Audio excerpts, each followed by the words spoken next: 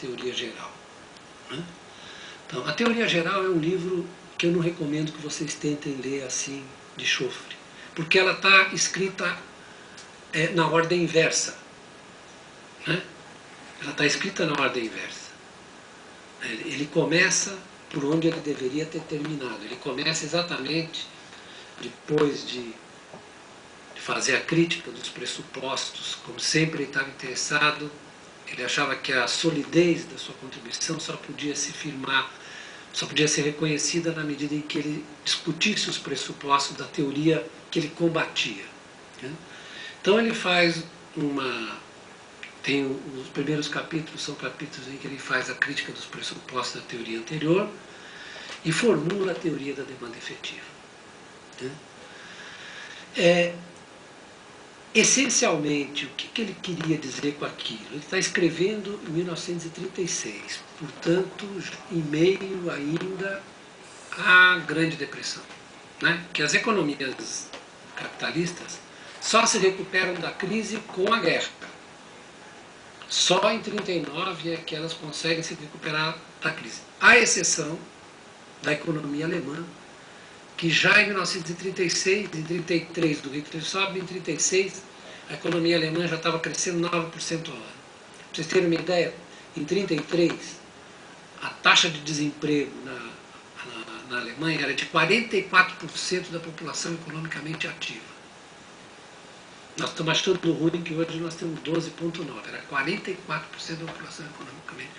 Para vocês terem a ideia de qual foi a profundidade da depressão, né, na Alemanha. E nos Estados Unidos era superior a 25%. Vocês assistiram aquele filme The Short Horse Down Day? Não sei se assistiram. Se não assistiram, deviam assistir, que é um filme sobre a depressão.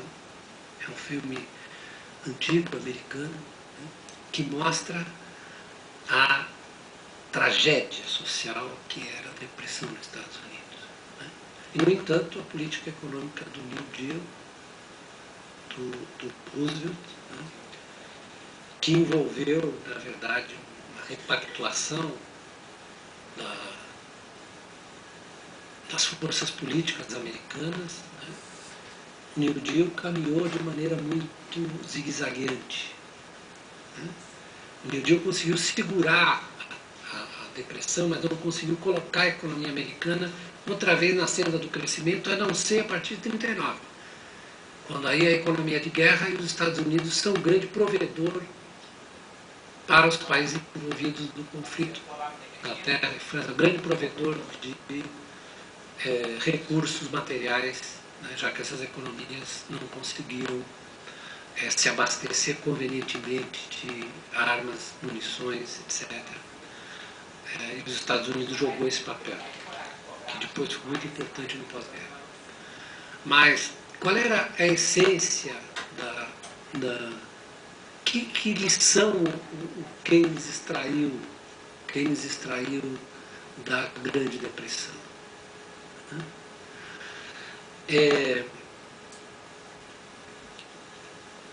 É muito mais fácil se perceber o que ele estava querendo dizer olhando os trabalhos preparatórios da teoria geral, que são os manuscritos de 1933, que se chama Teoria Geral do Emprego, do que lendo a própria teoria geral.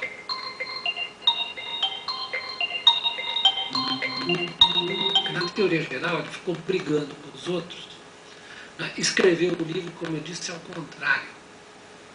Né? Ele devia terminar pelo princípio da demanda efetiva e começar pelo capítulo 17, que trata das decisões sobre a posse da riqueza. O que o Keynes simplesmente diz, traduzindo em português claro? É que a economia capitalista, fundamentalmente, se move por conta da acumulação de riqueza monetária. Ou seja, o objetivo da produção numa economia capitalista é a acumulação de riqueza sob a forma monetária. Ou seja, nisso ela difere de uma economia na antiguidade, em que a acumulação de riqueza, por exemplo, podia ser feita sob a forma de bens reais. Né?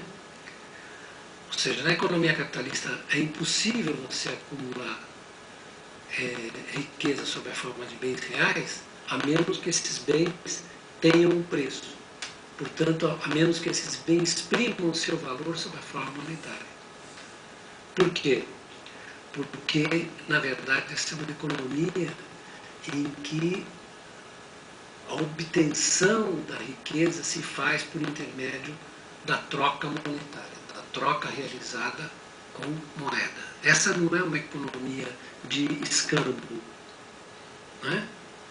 Não é como queriam seus antecessores, uma economia em que, como por exemplo no modelo de equilíbrio geral, em que os agentes têm, em que os participantes do sistema, eles têm perfeita previsão, previsibilidade, né, acerca dos movimentos gerais do sistema. Né? É uma economia em que o dinheiro funciona não só como intermediário das trocas, mas funciona como objetivo da produção. Então, o objetivo da produção não é maximizar o volume de produção física de bens materiais, mas é maximizar o volume monetário, né? O valor monetário dessa produção. Né? Então, isso introduz uma dificuldade. É que a riqueza tem que existir, não é? Sempre sob a forma monetária. Né? E ele aí vai partir de uma observação, em 1933, ele diz, vou partir da observação, the pregnant observation of Karl Marx, da rica observação de Karl Marx, que o objetivo dessa sociedade é começar a produção com dinheiro, comprar mercadorias e força de trabalho e obter mais dinheiro. Né? DM de linha. Que o objetivo dessa sociedade não é satisfazer as necessidades individuais. Ou seja, as necessidades individuais só são satisfeitas mediante a acumulação de riqueza monetária. Ou seja, para que as necessidades pessoais ou coletivas sejam satisfeitas, é necessário que os agentes responsáveis pelo controle dos meios de produção e do crédito, né, portanto, os que controlam o aparato que produz a riqueza capitalista, né, gerem mais dinheiro do que do que a quantidade que eles colocaram no início do processo. O fato de uma classe social monopolizar os meios de produção e controlar o crédito lhe dá, ao mesmo tempo, o poder de determinar qual é a renda da sociedade. Porque ao gasto capitalista, ele inverte as relações completamente. É o gasto capitalista com o objetivo de conseguir lucro que determina a renda da comunidade. Então, na verdade, o destino dessa economia está dependendo da disposição de gastar, né, dos capitalistas, de gastar e se endividar, de assumir dívidas. Né? Então, por que eu disse que ele termina pelo começo? Porque o capítulo 17 é uma discussão exatamente sobre as condições de avaliação da riqueza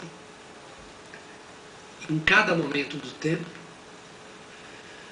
e em que condições essa avaliação se faz da melhor maneira possível para gerar a maior renda e maior emprego para a comunidade. Ele diz que essas condições nem sempre se observam. Por quê? Porque já que o objetivo nessa economia é a acumulação de riqueza monetária, também, por outro lado, o dinheiro funciona como um estímulo e funciona como um obstáculo. Por quê?